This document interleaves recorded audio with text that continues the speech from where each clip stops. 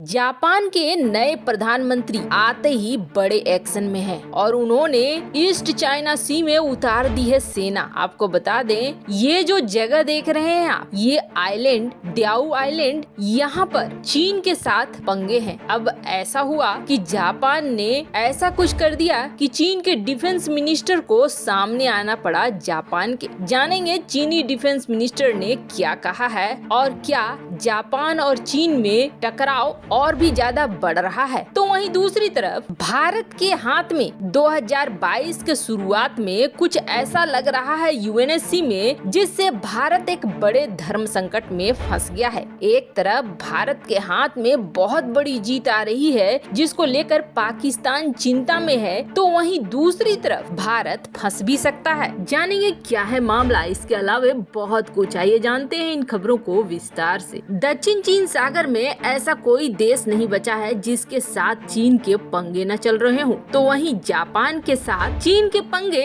इसलिए ज्यादा बड़े हो जाते हैं कि चीन को समर्थन मिल जाता है रूस का। जापान के द्वीपों में से कई हिस्सों पर जहां रूस दावा ठोकता है, तो वहीं कई हिस्सों पर चीन भी दावा ठोकता है। जैसे कि दियाओ के द्वीपों की बात करें तो यहाँ चीन अपना दावा ठोकता है। रूस की बात करें तो कुरिल आइलैंड पे दावा ठोकता है। पर अब जो नए पीएम आए हैं किशिदा जापान को अपने पुराने फॉर्म में वापस ला रहे हैं। जहां जापान ने अपना रक्षा बजट में अचानक से बहुत ज्यादा बढ़ोतरी कर दी है। अपने जीडीपी का 1% अपने रक्षा बजट में सीधे अब जापान खर्च कर रहा है। तो वहीं अब जापान डर नहीं रहा है। जापान ने जहां ताइवान के सपोर्ट में सीधे कह दिया अगर ताइवान के साथ युद्ध होता है चीन का तो जापान को आना पड़ेगा, तो वहीं अब मिलिट्री ड्रिल कर रहा है जापान। यहाँ पर बड़ी संख्या में अपनी नेवी उतार दी है, खास करके दियाओ आइलैंड के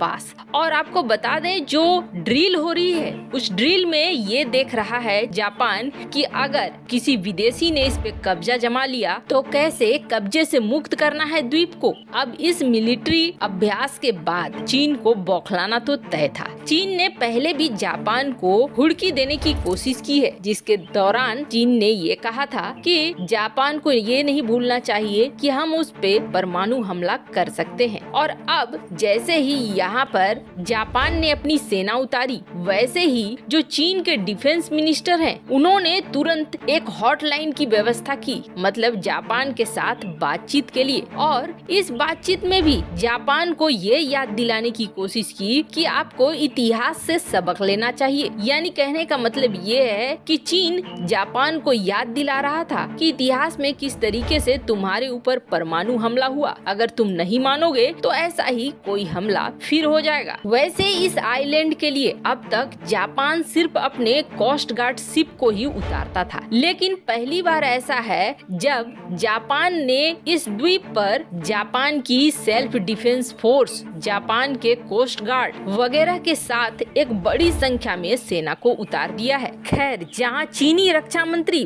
बातों बातों में भी जापान को डराने की ही कोशिश कर रहे हैं, तो वहीं दूसरी तरफ यूएनएससी में भारत के पास एक कमांड आई है और इस कमांड के पल पर भारत चाहे तो पाकिस्तान को नाको चने चबवा सकता है। और पाकिस्तान इसी चीज को लेकर डरा हुआ है कि भारत ऐसा करेगा और यहाँ से भारत पाकिस्तान के लिए एफएटीएफ में ब्लैक लिस्ट का रास्ता भी खोल देगा। ये यूएनएससी से सीधा वार होगा पाकिस्तान के ऊपर, इसलिए पाकिस्तान के अंदर हलचल मच गई है। लेकिन इसी मामले में अब तालिबान भी सामने आ गया है। भारत का एक्शन तालिबान के ऊपर क्या होगा और तालिबान के ऊपर जो भारत का एक्शन होगा वो सेंट्रल एशिया को बहुत ज्यादा प्रभावित करेगा। सेंट्रल एशिया में भारत जो भी रणनीति चल रहा है वो भारत के लिए बेहद महत्वपूर्ण है। वैसे भारत ने जैसे ही 50 मीट्रिक टन गेहूं भेजा अफगानिस्तान को, लेकिन उन गेहूं को पहुंचने नहीं दे रहा है पाकिस्तान अफगानिस्तान तक। पर भारत ने अफगानिस्तान के लोगों की मदद के लिए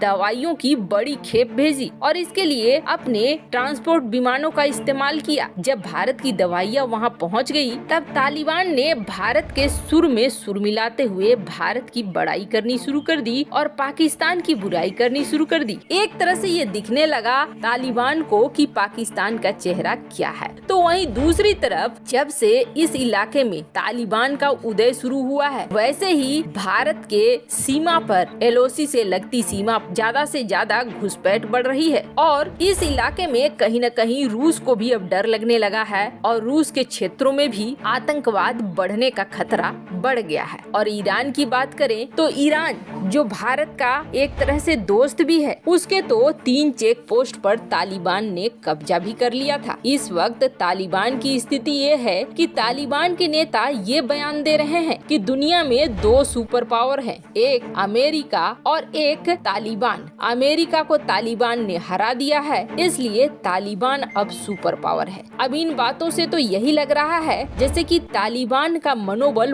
बहुत बढ़ा हुआ है और ये बढ़ा हुआ मनोबल आसपास के क्षेत्रों के लिए सबसे बड़ा काल है और जिसका डर था आसपास के इलाके में आतंक बढ़ेगा, वो चीज और भी ज्यादा प्रूफ होती जा रही है। जैसे कि पाकिस्तान की बात करें तो पाकिस्तान अब खुद भी संभाल नहीं पा रहा है और सीमा पर पाकिस्तान के साथ झड़पें हो रही हैं तालिबान की। ये झड़पें रुकने का नाम नहीं ले रही हैं, यहाँ तक कि मिसाइलों तक, मोर्टार तक बात पहुँच चुकी है। दोनों ही तरफ से झगड़े छिटपुट चल रहे हैं, रुक रहे हैं और इसका असर उसके बनाने वाले पाकिस्तान के अंदर भी दिख रहा है कि किस तरीके से TTP अपने आप को अब बड़ा बना रहा है और पाकिस्तान को भी तालिबान के रास्ते पर ले जा रहा है। इन सब के बीच में भारत के हाथ में कमान आई है कि UNSC की उस कमेटी को भारत चेयर करेगा, यानी चीफ होगा, जो लगा सकती है सेंक्शन तालिबान के ऊपर और काउंटर टेररिज्म कमेटी